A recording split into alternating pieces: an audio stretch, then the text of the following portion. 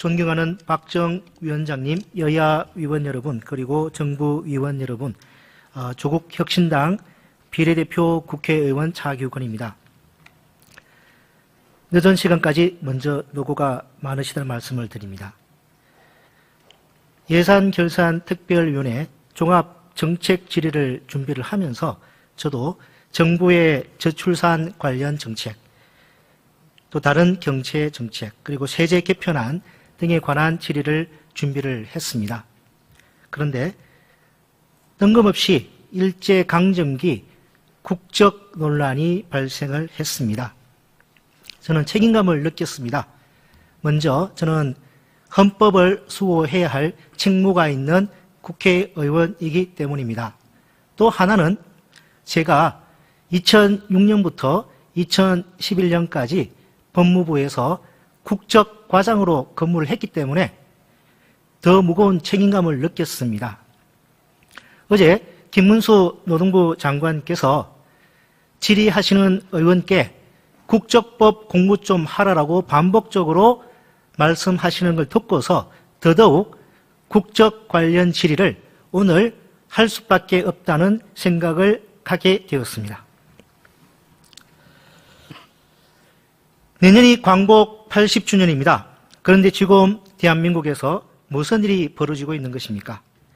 윤석열 정부 곳곳에 일제식민사관과 친일 역사관을 신봉하는 뉴라이트 출신 인사가 여럿입니다. 급기야 일제강점기 때 우리가 일본 국적이었다는 반헌법적인 말을 하는 인사들이 독립기념관장에 임명되고 또 고용노동부 장관에 임명되었습니다.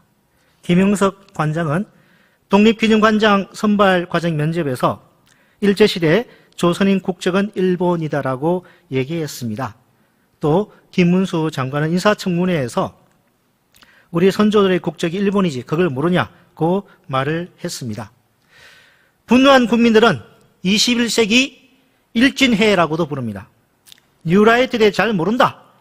윤석열 대통령께서 직접 하신 말입니다. 역사에 대한 무지함을 스스로 밝힌 꼴입니다.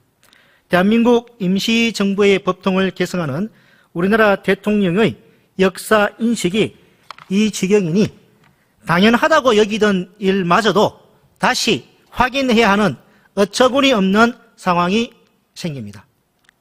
먼저 헌법재판소 사무처장님께 묻겠습니다.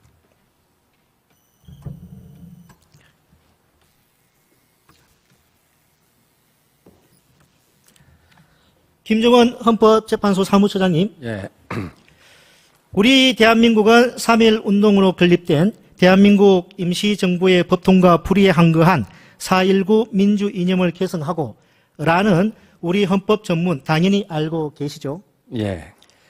자, 그러면 대한민국 임시정부의 법통을 부정하는 은행은 헌법 정신에 위배되는 것이 맞죠? 대한민국 헌법 전문에는 명시적으로 그 법통을 개정한다고 적혀 있습니다. 그렇기 때문에 법통을 부정하는 은행은 헌법 위반이 되는 거죠? 그러니까 이 내용대로 당연히 대한민국 국민이라면 인정을 해야 합니다. 자, 그러면 헌법 정신에 위배되는 반헌법적인 은행을 하는 사람을 국무위원회에 임명하는 건 역시 헌법 위반 소지가 있는 거 아닙니까? 거기에 대해서는 제가 판단할 사항은 아니라고 보입니다. 예, 답변 곤란하실 거라 생각합니다. 저 김문수 고용노동부 장관님께 묻겠습니다. 예. 장관님, 인터넷 검색을 해보니까요. 네. 그 자꾸 하신 그 장관님의 부친과 모친께서는 모두 일제강점기인 1916년과 1919년에 태어났었던 것으로 확인되고 있습니다. 맞으시죠? 누가요? 누구? 저 장관님의 그 부친과 이게 성씨가 저희 부모님은 일제시대 때 태어났습니다. 일제강점기 때 태어나셨죠? 그렇습니다. 자, 그러면은 두 분의 국적 어떻게 되시죠? 장관님의 부친과 모친 국적 어떻게 되시죠? 일제시대 때는 일본, 우리나라가 없으니까요. 다 일본 호적이 다 있죠. 아니, 제가 묻는 건 호적이 아니라 그 장관님께서 일제강점기 때 조선인의 국적이 일본이라고 말씀하셨기 때문에 아버님과 어머니 모두 일제강점기 때 태어나셨지 않습니까? 금방 확인해 주셨지 않습니까? 그러니까 우리 저만이 아니고 우리 의원님의 부모님도 똑같죠. 아, 우리 제가 대한민국 조선의 그 당시에 대한민국에 살았던 분은 똑같고요. 그 다음에 만주에 가 있었던 분들은 이 국정 문제를 가지고 중국과 일본 사이에 이 여러 가지衝突이 있었어요. 저 장관님 제가 여쭙는 거는요. 장관님께서는 일제시대 조선인의 국적은 일본이다라고 말씀하시지 않습니까? 아니, 일본을, 이 변호사님 하셨기 때문에 너무 잘 아시지 않습니까? 아니, 제가 묻는 말을 좀 답변만 좀 해주십시오. 그러니까. 저 일제시대 때 일제시대 때 그럼. 우리 조선인의 국적은 일본이라고 말씀하셨죠? 저 거꾸로 묻습니다. 말씀하셨죠, 장관님? 아니, 자, 거꾸로. 아니, 말씀하셨지 않습니까? 아니, 의원님은 누구 왜 이러십니까? 의원님께서는 일제시대 때 의원님의 부모가 그럼 국적이 어디입니까? 조선입니다. 대한민국이고요. 조선이 나라입니까? 그때는 식민지가 돼버린. 제가 잠시 후에 장관님의 그 말씀이 틀렸다는 것을 확인시켜 드리겠습니다. 아니, 제가 묻는 거는 그런 논쟁을 종 하시려면 장관님께서 자. 아버님, 어머님은 일제강점기 때 태어나신 거는 맞으시고 그러면은 장관님께서 청문회 때 일제시대 때 우리 조선의 국적은 일본이라고 말씀하셨기 때문에 그 논리라면은 장관님의 논리가 김문수 아니고 장관님의 사실이죠. 부친과 모친은 일본 국적이었던 것입니다. 그렇지 않습니까, 장관님? 우리 아니, 그 용기 있게 말씀하십시오. 그만이 아니라 우리 의원님의 부모님은. 아, 장관, 제가 질의하는 거지. 제가 질의 받는 입장은 아니지 않습니까? 제가 거꾸로 질의를 해봅니다, 그래. 왜 상식적인 걸 가지고. 아니, 장관님, 왜 그렇게 자신이 아니, 없으십니까? 상식적인 질문을 왜 자꾸 하세요? 아니, 논리적으로. 아니, 논리적으로 본인의 부모를 먼저 생각해 보면 되지. 저는 우리 아버지, 어머니 일제시 태어나셨습니다. 하지만 일본 국적이라고 저는 한 번도 생각해 본 적이 없습니다. 그럼 무슨 국적입니까? 조선이고 대한민국 임시정부 그리고 그러면 대한제국과 대한민국을 이어지는 독립운동을 왜 합니까, 그러면? 그거는 장관님 말씀이 틀렸다는 것을 제가 잠시 후에 송비정 객관적인 선수가 왜 자료로 일장기를 제가 따고 확인시켜. 올림픽에 일단 근데 나왔어요? 장관님이 왜 일관성이 없으십니까? 예? 일관성이 왜 없으세요? 아니 우리 일제시대 때 우리 조선인의 국적이 일본이라고 말씀하셨잖아요. 그러면 아니, 장관님이 그런데- 아버지 어머님도 아니, 호적을 일제시대 때 태어나셨으니까 아니, 우리 의원님- 저 일본 국적이시네요. 우리 논리적으로 의원님- 3단 논법상 그렇게 되잖아요. 의원님이 가서 호적을 떼보세요. 뭐가 돼 있나?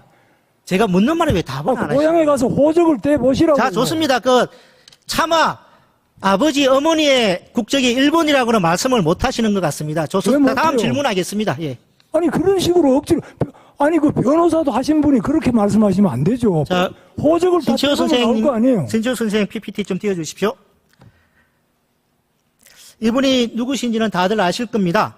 한국 고대사 연구의 1인자이자 근대 민족 사관을 정립한 독립운동가로 평가받고 있는 단재 신채호 선생입니다. 20년 전인 2004년 5월 비뚤어진 역사의 긴 그림자인가 민족 반역 친일파의 후손들은 재산 찾기에 혈안이고 독립유공자의 후손들은 이제 겨우 국적 찾기에 나설 수 있을 뿐이다. 단재 신채호 선생의 국적 회복 운동에 나섰던 김상웅 당시 성균관대 견임 교수의 탄식이 있었습니다. 이에 17대 국회 개원 직후 심기남 의원 등 여야 의원 33인이 무국적 사망 독립유공자의 국적 회복에 관한 특별 법안을 발의했는데 통과되지 못하고 폐기된 사실이 있습니다. 이 법안은 당시 법사위 소관이라 법무부 장관님께 묻겠습니다. 예, 박성재 장관님. 당시 당연히 통과되어야 할 것 같은 법인데 통과되지 못하고 폐기된 이유 혹시 아십니까? 저는 알지 못합니다. 아, 그래요? 국정업무가 이제 법무부 소관인데요. 그러면 오래전의 일이라 잘 모르실 수도 있을 것 같습니다. 자, 그럼 당시 법사위 전문위원 검토 보고서를 보겠습니다. 제가 읽어드리겠습니다. 워낙 중요한 내용이라. 일제시대의 호적 제도를 보면 조선인과 일본인은 명백히 별개의 호적부에 등재되었을 뿐만 아니라 적용되는 법률도 달랐음. 국제법상 대한제국으로부터 대한민국에 이르는 국가의 계속성이 인정된다고 보는 것이 다수설이고 남조선 과도 정부 법률 국적에 관한 임시조례가 우리 국민의 국적에 관한 기본법으로 인정돼요. 일제시대 조선인을 불우하여 출생하였다면 국적에 관한 임시조례에 의하여 미군정하에 조선의 국적을 가짐으로 우리 국민이고 대법원 판례에서도 이를 인정하고 있음. 따라서 특별법안에서 대한민국 국적 회복을 주장하는 자 등은 이미 우리 국민이므로 이들에 대한 국적 회복은 부적절함. 국적 회복이라는 용어보다는 국민임을 확인받도록 하는 것이 오히려 타당할 것이라고 보인다고 서술되어 있습니다. 다시 법무부 장관님께 묻겠습니다. 장관님, 이러한 내용에 혹시 이의 있으십니까? 판결이 판결이 아니고요. 그 국회 법사위 전문위원 그 박기준이라는 당시 검사장 출신이 있었습니다. 그분이 쓰신 그 검토 보고서입니다. 48년도 판결 중에 뭐 저런 내용 비슷한 게 있는 거 아닌가 싶어요. 그거는 좀 이따 말씀드리겠습니다. 예, 일단 요 내용 잘 모르시니까 알겠습니다. 자, 다음으로 대한민국 대법원 판례 하나 소개하겠습니다. 대법원 1996년 11월 11일 선고 96-1221 판결에 하면은 일제 강점기인 1937년 강원도에서 출생한 원고에 대하여 역시 남조선 과도정부 법률 제11호 국적에 관한 임시조례에 따라 출생과 동시에 조선 국적을 취득하였다가 제헌 헌법의 공포와 동시에 대한민국 국적을 취득하였다 할 것이라고 설치한 바 있습니다. 천대엽 처장님, 이 대법원 판결 혹시 알고 계십니까? 없습니다. 그런가요? 이 대법원 판결 그 후 변경되지 않았는데 나중에 한번 확인해서 좀 말씀해 주시기 바랍니다. 그 후 2009년에 결국에는 독립유공자 예우에 관한 법률 개정을 통해서 국적 취득 회복이 아니라 가족관계 등록부에 취득하는 방식으로 신채의 선생의 호적 등재는 이루어졌습니다. 저 다시 고용부 장관님께 묻겠습니다. 네.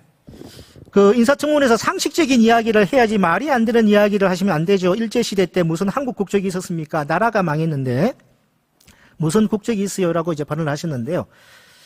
이자 일제가 무력을 이용하여 강제적으로 침탈한 시기였고 상식 운운하시는데 강도가 총칼로 협박해서 집문수에 날인받아 가면 그 행위가 유효한 것입니까? 그런 식으로 하시면 안 되고요. 이 국가 관계를 그렇게 보시면 안 되죠. 아니, 일본. 됐습니다. 알겠습니다. 예, 답변을 안 하시네요. 의원님, 제가 질문 하나 할게요. 자, 그러면 시간 관계상, 아까도 제대로 답변 안 시간이 하시길래요. 많은데 뭘 그러시면. 자, 그러면 제가 국적법에 대해서 오늘 좀 더 상세하게 말씀을 드려보겠습니다. 시간 자, 없다고 일방적으로 하시면. 일제가 일본 제국주의, 일제가 우리 선조에게 일본 국적을 실제로 부여했는지, 그래서 일본 국민으로 실질적으로 처우했는지 한번 살펴보겠습니다. 자, 장관님, 일제가 우리 선조에게 일본 국적을 부여하였다면 일본 헌법과 일본 국적법도 우리 선조들에게 적용되었을 것 같은데 이에 대해서 알고 계십니까? 알고 있습니다. 예. 어떻게 적용됐습니까? 안 됐습니까? 일본 헌법과 일본 국적법이 우리 조선인에게 적용됐습니까? 안 의원님 됐습니까? 아시다시피 일본에는 일본 법에 의해서 적용되지만은 조선은 조선 총독부령에 의해서. 제가 묻는 질문. 일본 국적법, 일본 헌법이 조선인에게 적용됐습니까? 국적이라고 하면 제가 묻는 말이면 좀 대답해 주십시오. 그 일방적으로 하지 마세요. 그러려면 묻지를 마세요. 자, 어떻게 일방적으로. 시간관계상 일본은 조선의 일본 헌법과 국적법을 적용하지 않았습니다. 아니, 아무리 그렇지만. 1889년 일본 메이지헌법 제18조는 일본 시민은 하지 마시라고요. 법률이 정하는 바에 따른다. 그거 정하고 1898년 일본 국적법을 만들었습니다. 그리고 일본 국적이 표상되는 일본 호적에 등재되어야 일본 국적자로 인정되어 일본 국민으로서의 권리와 의무를 행사할 수 있었습니다. 일본이 홋카이도와 류큐를 19세기 말에 일본 영토에 편입해서 이 두 군데에는 모두 일본 호적에 일본 국적법을 시행하고 일본 호적에 등재를 했습니다. 그런데 조선에는 일본 국적법 시행하지도 않았고 일본 호적법도 적용하지 않았습니다. 장관님, 우리 선조 조상이 장관님 말씀처럼 조선인 일본 국적 보유자로 이게 일본이 처우했다면 그 참정권 행사 가능했겠네요? 참정권은 주지 않았어요. 오케이, 알겠습니다. 자, 그러면 국무단임권 어떻습니까? 가만있어, 의원님, 제가 한 번. 장관님, 시간 제가 드릴게요. 5분밖에 안 남았는데. 의원님께서 지금 이런 식으로 이 굉장히 역사적이고 복잡한 문제, 이것을 일방적으로 그렇게 주장하시면서. 일방적인 것이 아니라 제가 객관적인 팩트 가지고 조금 이렇게 제가 답을 드리지 않습니까? 딱지 붙이고 이렇게 하시면 안 된다고요. 자, 그러면 저 사법제도 이거 다 넘어가 시간 관계상 태형을 보겠습니다. 일본에는 적용되지 않았던 태형을 조선인들에게는 모욕적인 태형을 실시한 거 알고 계십니까? 태형만이 아니라 그냥 죽이는 거죠. 아니, 적용한 게 아니라 일본인에 적용하지 않았는 저 태형을 조선인에게 차별의 적용을 알고 아까 제가 계십니까? 다르다고 그러잖아요. 조선은 조선 총독부령에 의해서 다 모든 걸 다 조선 총독부의 법률입니까? 일본 제국 의회가 만든 법률입니까? 의지한다. 일본 법률에 의지한다. 이렇게 재령은. 다 공부하면 다 나와 있어요. 지금 여기서 이렇게 하면 안 돼요. 자, 장관님, 저 시간 관계상 저기 저 병력 의무 부분 패스하고 외국인 등록 장관 이 시간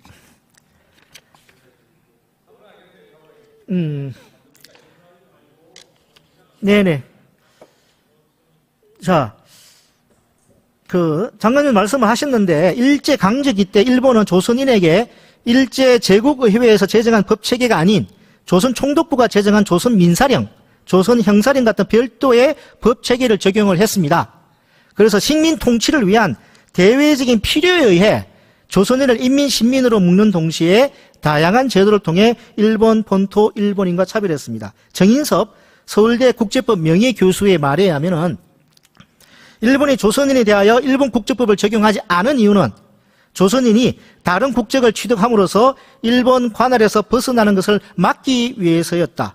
일본 국적법 제20조는 자기 희망에 의해 외국 국적을 취득한 자는 국적을 상실한다 라고 규정되어 있었기 때문에 일본 국적법이 조선인에게도 적용된다면 일제는 외국 국적을 취득한 조선인 독립운동가들에 대한 관할권 행사가 어렵게 될 형편이기 때문이라고 말한 바 있습니다. 일본 국적법이 조선인에게 적용되지 않았다는 사실, 장관님, 다시 한번 제가 묻습니다. 알고 계셨습니까? 일본 국적자로 그때 간주된 자들은 일본에 있는 자들과 조선인과 대만인 이렇게는 다 적용이 됐습니다. 일본 국민이라면 일본 국적법이 적용되는 것이 당연한 거 아니겠습니까? 그럼 당연한데 왜 자꾸 아니라 그러세요? 아니, 근데 조선인에게는 일본 국적법이 적용 안 됐다니까요, 장관님. 됐다니까 그러네요. 그것만 제가 자료를 저렇게 보여드렸는데도. 이 자료만 갖고 안 되죠. 그러니까 아니, 서울대 국제법 명예교수예요. 자료를 제대로 갖다 놓고 제대로 공부를 해야지. 아니, 제가 대한민국 국적과장을 5년 한 사람입니다, 장관님. 그리고 이번 질의를 위해서 일본 국적법까지 제가 추가로 살펴봤습니다. 자, 다음 질문. 아니, 저도 공부를 했어요. 왜 그러세요? 혼자만 공부하시는 거 아니죠? 이상에서 살펴본 것 같이 일제강점기 조선인의 국적이 일본이었다는 것은 일제가 조선인을 자신들의 통치 범위 안에 두면서 착취하고 억압하기 위한 수단을 활용한 교묘한 프레임이었습니다. 이런 주장의 근본 관점은 일본 호적에 등재되었거나 등재되고 싶어 했던 친일 매국노 입장과 일치하는 것이며 일제에 부역한 것이 반헌법적이거나 반국가적인 일은 아니었다는 주장을 합리화하는 궤변에 불과합니다. 다음으로 일제강점기 관련해서 대한민국 역대 정부가 공식적으로 취한 입장이 무엇이 있는지 살펴보겠습니다. 지금까지 대한민국 역대 정부는 원천적으로 1905년 고종의 성인과 비준 없이 대한제국의 외교권을 강탈한 을사늑약부터 1910년 한일병합조약까지 모두 무효라고 밝혀왔습니다.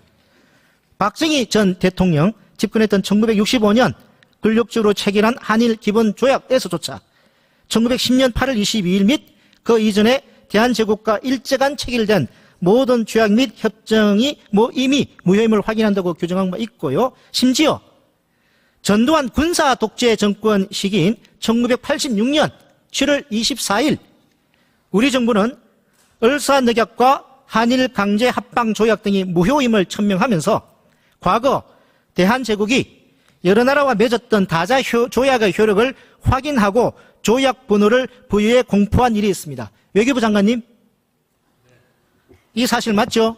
네. 해당 문서의 내용을 한번 읽어보겠습니다. 1905년 11월 17일의 소위 을사보호조약과 1910년 8월 20일의 소위 한일합방조약을 비롯해 1910년 이전에 체결된 한일 간의 재조약은 대한제국과 대한제국의 조약 체결권자 관료안의 고종 및 순종 황제에 대하여 강박을 행사하여 체결된 조약이므로 현 국제법 이론에 의하였을 뿐만 아니라 한일합방 당시의 국제법 이론에 의하여도 당연 무효이다. 1965년 6월 20일 체결된 한일 기본관계조약 제2조도 1910년 8월 22일 및 그 이전에 한국과 일본 간에 체결된 제조약은 이미 무효라고 인정하고 있다. 여기까지만 제가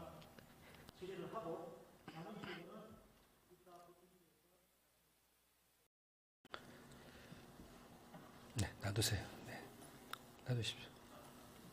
네, 자격은